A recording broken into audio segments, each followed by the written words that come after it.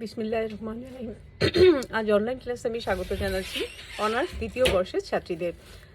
আজকের কোর্স শিরোনাম হচ্ছে ব্রিটিশ ভারতের রাজনীতিক ও সাংবিধানিক উন্নয়ন। তো সাংবিধানিক উন্নয়নের এই পর্যায়ে তোমাদের গত ক্লাসে আমি আলোচনা করেছিলাম লখনৌ প্যাক্ট সম্পর্কে এবং তার ঐতিহাসিক গুরুত্ব নিয়ে। এরও আগে তোমাদের সাথে আলোচিত হয়েছিল 1919 সালের ভারত শাসন আইন।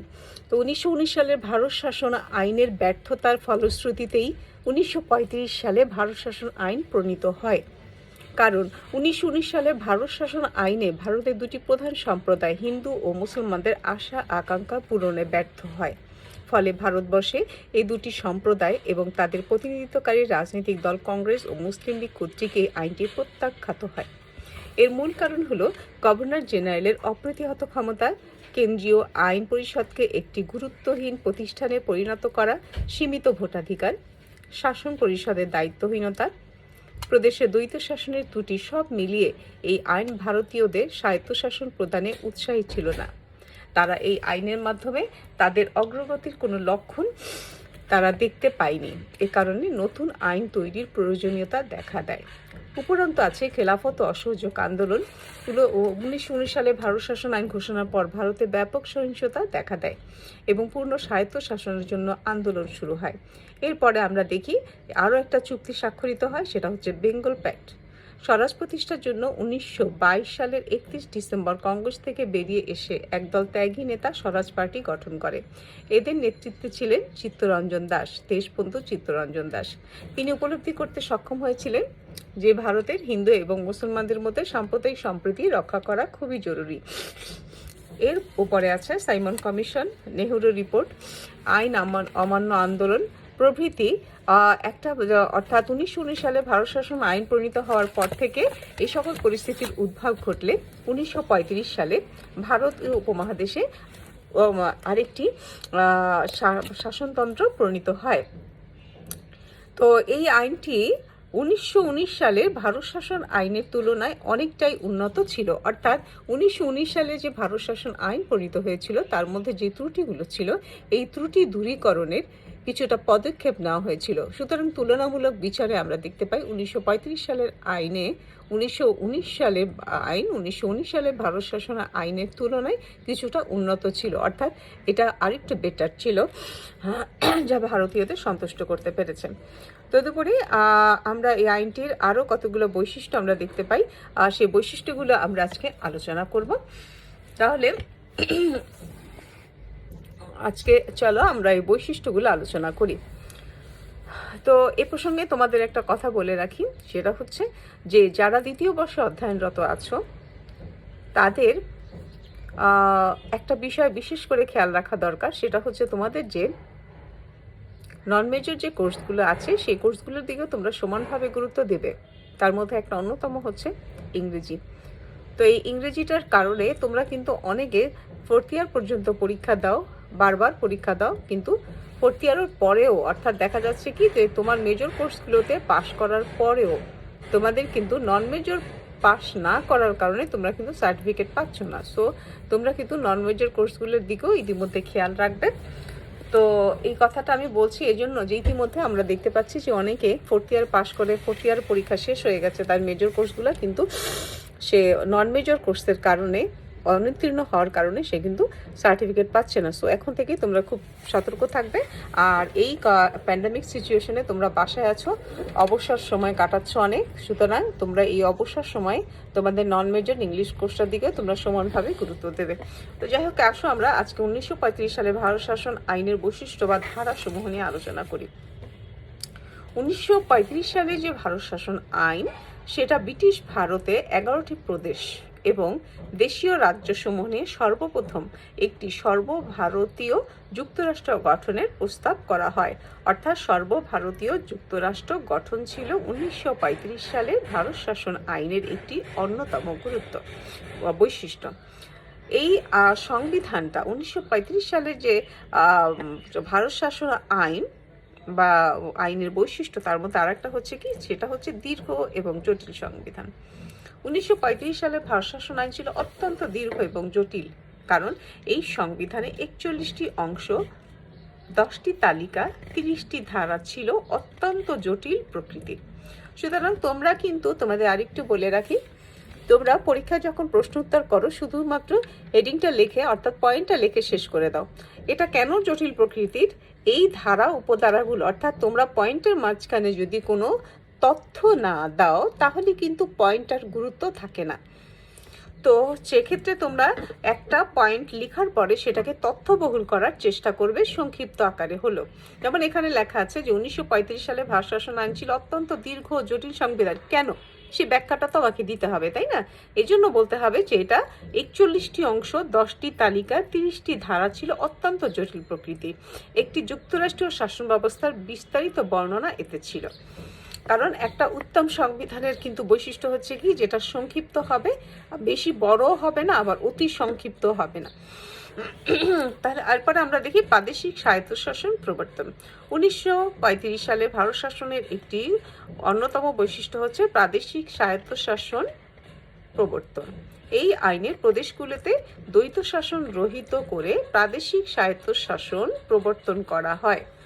আমরা দেখেছি যে প্রদেশগুলোতে 1919 সালে যে ভারত শাসন হয় সেটাতে কি ছিল? দ্বৈত শাসন ছিল, প্রদেশে দ্বৈত শাসন ছিল। সুতরাং এই দ্বৈত শাসন, প্রদেশে যে দ্বৈত শাসন, এটার জটিলতা থেকে ওভারকাম করার জন্য এটা আরেকটি রকমের অর্থাৎ প্রাদেশিক স্বায়ত্তশাসন প্রবর্তন করা হয়, পূর্বের সেই দ্বৈত শাসন ব্যবস্থা বাতিল করে দিয়ে। তো গভর্নরকে সহায়তা করার জন্য প্রতিটি প্রদেশে একটি মন্ত্রিসভা গঠনের প্রস্তাব করা হয়, বিধান রাখা হয়। প্রাদেশিক মন্ত্রিসভাকে প্রদেশ শাসনের ব্যাপারে প্রাদেশিক আইনসভার নিকট দায়িত্বশীল করা হয়। অর্থাৎ একটি দায়িত্বশীল শাসন ব্যবস্থার পদ্ধতি এই সংবিধানের মাধ্যমে তৈরি করার প্রয়াস পায়। কেন্দ্রে দ্বৈত শাসন প্রবর্তন। এই আইনের মাধ্যমে প্রদেশগুলোতে দ্বৈত শাসন রহিত হলেও কেন্দ্রে দ্বৈত শাসন ব্যবস্থা প্রবর্তিত হয়।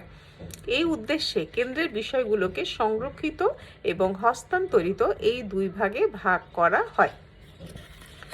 তো আমরা দেখতে পাচ্ছি কি যে 1919 সালের ভারত শাসন আইনে প্রদেশে যে দ্বৈত শাসন ব্যবস্থা ছিল সেই প্রদেশের দ্বৈত শাসন ব্যবস্থাটা বাতিল করে এখানে নতুন আরেকটা বিষয় সংযোজন হয়। সেটা হচ্ছে, আগে যেমন প্রদেশে দ্বৈত শাসন ছিল, এখন আমরা দেখতে পাচ্ছি যে কেন্দ্রে দ্বৈত শাসন ব্যবস্থা প্রবর্তন করা হয়। এরপর আমরা দেখি যে আইনসভার ক্ষমতার সীমাবদ্ধতা। এই আইন ভারতীয় আইনসভাগুলোর ক্ষমতা সীমিত করে দেয়। তাহলে একটা সংবিধানে যদি আইনসভাকে যদি কম ক্ষমতা দেওয়া হয় বা তার ক্ষমতাকে যদি হ্রাস করা হয়, সেটা কখনোই একটা কল্যাণমূলক রাষ্ট্রের জন্য উপযুক্ত হয় না। তাহলে আমরা দেখতে পাচ্ছি যে এই আইন ভারতীয় উপমহাদেশে ভারতীয় আইনসভাগুলোর ক্ষমতা সীমিত করে দেয়। নির্দিষ্ট কতগুলো বিষয়ে কেন্দ্রীয় অথবা প্রাদেশিক আইনসভা কোনোটিরই আইন প্রণয়নের ক্ষমতা ছিল না। ক্ষমতার বন্টন নীতি। এই আইনে শাসন সংক্রান্ত বিষয়গুলোকে 3 ভাগে ভাগ করা হয়, যথা যুক্তরাষ্ট্রীয়, প্রাদেশিক এবং যুগ্ম তালিকা, অর্থাৎ 3টা তালিকা করা হয়। এটা হচ্ছে কি যুক্তরাষ্ট্রীয় তালিকা, প্রাদেশিক তালিকা এবং যুগ্ম তালিকা। যুক্তরাষ্ট্রীয় তালিকায় মোট 59টি বিষয় ছিল, যেমন প্রতিরক্ষা, পররাষ্ট্র, মুদ্রা, ডাক, তার, রেল বিভাগ, ব্যাংক দপ্তর, আয়কর ইত্যাদি। আর প্রাদেশিক তোমরা সংক্ষেপে বলতে পারো যে প্রাদেশিক তালিকায় বিষয়টা ছিল কি, বিষয়টায় কতগুলো বিষয় ছিল? 54টি বিষয় ছিল। যুগ্ম তালিকায় 36টি বিষয় ছিল, যেমন ফৌজদারি, দেওয়ানি কার্যবিধি, বিবাহ বিচ্ছেদ সংক্রান্ত বিধি, শ্রমিক সংঘ, বিদ্যুৎ ইত্যাদি। তাহলে আমরা দেখতে পাচ্ছি যে এই ক্ষমতার বন্টন নীতি কয়ভাবে হলো? 3 ভাবে। একটা হচ্ছে যুক্তরাষ্ট্রীয় তালিকা, প্রাদেশিক তালিকা এবং যুগ্ম তালিকা। কেন্দ্রীয় আইনসভা। এই কেন্দ্রীয় আইনসভা কয় কক্ষ বিশিষ্ট ছিল? দ্বিকক্ষ বিশিষ্ট। এই আইন কেন্দ্রে একটি দ্বিকক্ষ বিশিষ্ট আইনসভা প্রবর্তন করে।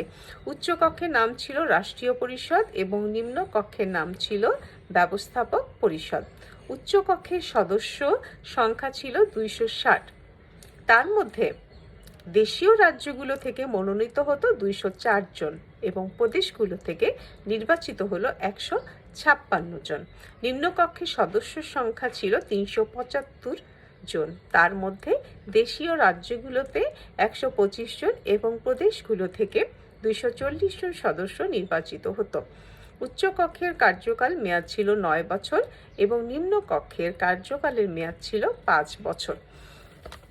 তাহলে আমরা একটা চিত্রের মাধ্যমে সেটাকে বোঝানোর চেষ্টা করব, অর্থাৎ আইনসভায় একটা তোমাদের বইতে দেওয়া আছে, দেখবে একটা চিত্রের মাধ্যমে তোমরা সেই চিত্রটা ফলো করবে বা এটা প্র্যাকটিস করার চেষ্টা করবে। এরপর আমরা দেখতে পাচ্ছি যুক্তরাষ্ট্রীয় আদালত। 1935 সালের ভারত শাসন আইনে একটি যুক্তরাষ্ট্রীয় আদালত গঠনের ব্যবস্থা করা হয়। একজন প্রধান বিচারপতি এবং দুজন সাধারণ বিচারপতির সমন্বয়ে এই আদালত গঠিত হয়। যুক্তরাষ্ট্রীয় আদালতের প্রধান কাজ ছিল সংবিধানের ব্যাখ্যা প্রদান করা এবং কেন্দ্রীয় সরকার ও প্রাদেশিক সরকারগুলোর মধ্যে বিরোধের মীমাংসা করা। গভর্নর জেনারেলের প্রাধান্য। এই আইনের মাধ্যমে কেন্দ্রীয় সরকারের শাসন ক্ষমতা একজন গভর্নর জেনারেলের হাতে ন্যস্ত করা হয়। তিনি ব্রিটিশ রাজের প্রতিনিধি হিসেবে ভারতের শাসনকার্য পরিচালনা করতেন। তিনি তার শাসনের জন্য ইংল্যান্ডের রাজা বা রানীর কাছে দায়বদ্ধ ছিলেন। এই আইনের মাধ্যমে তাকে প্রচুর স্বেচ্ছাধীন ক্ষমতা ও বিশেষ দায়িত্ব প্রদান করা হয়। তাহলে আমরা দেখতে পাচ্ছি যে এখানে যদিও আমরা দেখতে পাচ্ছি যে শাসনতান্ত্রিক অগ্রগতির এই বিশেষ উদ্দেশ্যটা ছিল কি, যে আমাদের দেশে আমাদের এই ভারতীয়দের ভারতীয়দের স্বায়ত্তশাসনের বিষয়টা, এই স্বায়ত্তশাসনের বিষয়টা যতটাই তারা অ্যাকসেপ্টেবল হচ্ছিল না ভারতীয়দের কাছে, ততবারই কিন্তু তারা কি করেছে, তারা নতুন নতুন প্রণীত আইনকে তারা তারা সেটাকে সন্তুষ্ট হয়নি। তারা সেই আইনটা বাতিলের পক্ষে তারা রায় দিয়েছে। অর্থাৎ ভারতীয়দের কাছে গ্রহণযোগ্যতার বিচারে যে আইনটা গ্রহণযোগ্য হয় না, অর্থাৎ যে আইনটা তাদের কাছে মনোপুত হয় না, সেই আইনটা কিন্তু ব্রিটিশরা যত চেষ্টাই করেছে, বারবার তারা আইন প্রণয়নের চেষ্টা করেছে, বারবার নতুন নতুন সংশোধনী এনেছে, কিন্তু বারবার তারা একটা জায়গায় কিন্তু তারা স্থির ছিল। সেটা হচ্ছে যে ভারতীয়দের যে স্বাধীনতা, ভারতীয়দের যে কিছুটা ছাড় দেওয়া, ভারতীয়দের যে বিভিন্ন আইন বিভিন্ন পর্যায়ে, অর্থাৎ রাজনৈতিক ক্ষেত্রে যে তাদের যে অধিকারটা, সেই অধিকারটা তারা পর্যায়ক্রমে দিতে তারা বাধ্য হয়েছে, কিন্তু তারা একটা জায়গায় স্থির হয়েছে যে তাদেরকে যে এই কতগুলো যে বিষয়, সেই বিষয়ে তারা স্থির হয়েছে যে তারা ভারতীয়দেরকে তাদের পছন্দ মতো শাসন বা স্বায়ত্তশাসনের যে বিষয়টা, সেই বিষয়টা কিন্তু তারা প্রকারান্তরে বারবারই তারা অস্বীকার করতে চেয়েছে, বা তারা কতগুলো কাগজে আইনের মাধ্যমে ভারতীয়দের সন্তুষ্ট করার চেষ্টা করেছে মাত্র, কিন্তু সেই চেষ্টার মধ্যে কিন্তু তাদের কোনো আন্তরিকতা ছিল না। যেমন এই যে গভর্নর জেনারেলের যে প্রাধান্যটা, এই প্রাধান্যটা এত পরিমাণে হয়েছে যে একটা শুভঙ্করের ফাঁকি রয়ে গেছে। তাহলে এরপরে আমরা দেখতে পাচ্ছি যে রাজপ্রতিনিধি নিয়োগ। ভারতের দেশীয় রাজ্যগুলোর উপর রাজার সার্বভৌম ক্ষমতা প্রয়োগের জন্য রাজপ্রতিনিধির পদ সৃষ্টি করা হয়। এরপরে আমরা দেখি যে নতুন প্রদেশ সৃষ্টি। এই আইনের মাধ্যমে উড়িষ্যা ও সিন্ধু নামে দুটি নতুন প্রদেশ সৃষ্টি করা হয়। এরপরে এর আরেকটা বৈশিষ্ট্য হচ্ছে বার্মাকে পৃথকীকরণ। এই আইনের দ্বারা বার্মাকে ব্রিটিশ ভারত থেকে পৃথক করা হয়। এর ফলে বার্মা একটি স্বাধীন রাষ্ট্র হিসেবে আত্মপ্রকাশ করে। এরপরে আমরা আরেকটা বৈশিষ্ট্য দেখতে পাচ্ছি যে ভারতীয় কাউন্সিলের বিলুপ্তি ও উপদেষ্টা বোর্ড গঠন। এই আইন ভারত সচিবের কাউন্সিল বিলোপ করে এবং তার জায়গায় অধিকতর ক্ষমতা বিশিষ্ট একটি উপদেষ্টা বোর্ড গঠন করে। পৃথক নির্বাচন এবং কেন্দ্রীয় আইনসভায় 1/3 মুসলিম সদস্য। এই আইনে সাম্প্রদায়িক ভিত্তিতে নির্বাচন ও আসন বন্টনের ব্যবস্থা গৃহীত হয়। ভারতের কেন্দ্রীয় আইনসভায় 1/3 মুসলিম সদস্য রাখার ব্যবস্থা করা হয়। এরপর আমরা দেখতে পাচ্ছি যে সংবিধান সংশোধন। কেবল ব্রিটিশ পার্লামেন্টেই 1935 সালের ভারত শাসন আইন সংশোধন করার পূর্ণ ক্ষমতার অধিকারী ছিল। কেবল ব্রিটিশ পার্লামেন্ট 1935 সালে ভারত শাসন আইন সংশোধন করার পূর্ণ ক্ষমতার অধিকারী ছিল। ভারতের কেন্দ্রীয় ও প্রাদেশিক আইনসভার উক্ত সংবিধান সংশোধনের কোনো ক্ষমতা ছিল না। তো আমরা জানি যে যে কোনো সংবিধান সংশোধনটা কোথায় হয়ে থাকে? সাধারণত আইনসভায় হয়ে থাকে। কিন্তু এখানে আমরা একটা এই যে ধারাটা রাখা হয়েছে যে ব্রিটিশ পার্লামেন্ট শুধুমাত্র সংবিধান সংশোধন করতে পারবে, তাহলে তো এখানে আইনসভার আসলে কার্যত কোনো মর্যাদা আমরা দেখতে পাই না। অর্থাৎ আইনসভার কিন্তু সেরকম কার্যকর কোনো ক্ষমতা আইনসভাকে দেওয়া হচ্ছে না। প্রচলিত অর্থে যে সংসদীয় ব্যবস্থায় যে প্রচলিত অর্থাৎ যে আইনসভার যে কাজগুলো, আইনসভা যদি থাকে সেটা তাহলে কাগজে কলমে হয়ে যাচ্ছে। অর্থাৎ এখানে আইনসভার সাধারণ একটা বৈশিষ্ট্য হচ্ছে যে আইনসভায় সংবিধান সংশোধন হবে, সেই ক্ষমতাটুকুও কিন্তু এই ভারতীয় অর্থাৎ 1935 সালে ভারত শাসন আইনে কিন্তু এই দেশের যে পার্লামেন্ট আছে, আইনসভা আছে, সেটাকে কিন্তু দেওয়া হচ্ছে না। দেওয়া হচ্ছে কাকে? যে ব্রিটিশ পার্লামেন্টকে দেওয়া হচ্ছে। তাহলে এখন বলা হয়েছে কি ব্রিটিশ পার্লামেন্টই 1935 সালে ভারত শাসন আইন সংশোধন করার পূর্ণ ক্ষমতার অধিকারী ছিল। প্রাদেশিক আইনসভার পুনর্গঠন। এই আইনে একটি বা দুটি কক্ষ নিয়ে প্রাদেশিক আইনসভা গঠিত হয়। মুম্বাই, মাদ্রাজ, যুক্তপ্রদেশ, বিহার, আসাম এই 6টি প্রদেশে আইনসভা দ্বিকক্ষ বিশিষ্ট হবে, যথা বিধান পরিষদ ও বিধানসভা। বাকি প্রদেশগুলোতে এক কক্ষ বিশিষ্ট আইনসভার বিধান করা হয়। তাহলে এখানে আমরা দেখতে পাচ্ছি যে এই যে আইনসভার যে কক্ষ নিয়ে যে বিষয়টা, অর্থাৎ কোথাও এক কক্ষ বিশিষ্ট হচ্ছে, কোথাও দ্বিকক্ষ বিশিষ্ট হচ্ছে, এখানে আমরা একটা কিছুটা বৈচিত্র্য দেখতে পাই। প্রাদেশিক গভর্নরের ক্ষমতা। আরেকটা বৈশিষ্ট্য হচ্ছে প্রাদেশিক গভর্নরের যে ক্ষমতার যে পরিধিটা, সেটা নিয়ে আমরা যদি দেখি, যেখানে এই আইনে প্রাদেশিক গভর্নরকে জরুরি আইন তৈরির ক্ষমতা প্রদান করা হয়। এর মাধ্যমে গভর্নরকে স্ব মন্ত্রিসভা এবং আইনসভার সিদ্ধান্ত বাতিল করার ক্ষমতা প্রদান করা হয়, যেটা সচরাচর কোনো আইনসভায় হয়ে থাকে না। অর্থাৎ একটা আইনসভার যে বৈশিষ্ট্যগুলো থাকে, স্বাভাবিক যে বৈশিষ্ট্যগুলো, সেখানে এটা থাকার কথা না। কিন্তু আমরা দেখতে পাচ্ছি কি যে প্রাদেশিক গভর্নরকেও কি দেওয়া হচ্ছে একটা ক্ষমতা, এমন একটা অসামঞ্জস্যপূর্ণ একটা ক্ষমতা এখানে দেওয়া হয়েছে যে কি এই আইনে প্রাদেশিক গভর্নরকে জরুরি আইন তৈরিতে ক্ষমতা প্রদান করা হলো। এর মাধ্যমে গভর্নরকে স্ব মন্ত্রিসভা ও আইনসভার সিদ্ধান্ত বাতিল করার ক্ষমতা প্রদান করা হয়। অর্থাৎ দেখা যাচ্ছে কি সর্বোপরি যে 1935 সালের ভারত শাসন আইন, এর আগেও যতগুলো ভারত শাসন আইন প্রণীত হয়েছে, রেগুলেটিং অ্যাক্ট প্রণীত হয়েছে, সেগুলো আসলে ভারতীয় উপমহাদেশের জনগণের যে স্বরাজ আন্দোলন, তাদের যে স্বদেশী আন্দোলন, এই আন্দোলনগুলোকে তারা স্তীমিত করার জন্য, তাদেরকে শান্ত রাখার জন্য, অর্থাৎ এদেশে যাতে তারা নির্বিঘ্নে তাদের শাসন কার্যক্রম পরিচালনা করতে পারে, তারই একটা ধারাবাহিক প্রক্রিয়া হিসেবেই 1935 সালে ভারত শাসন আইন প্রণীত হয়।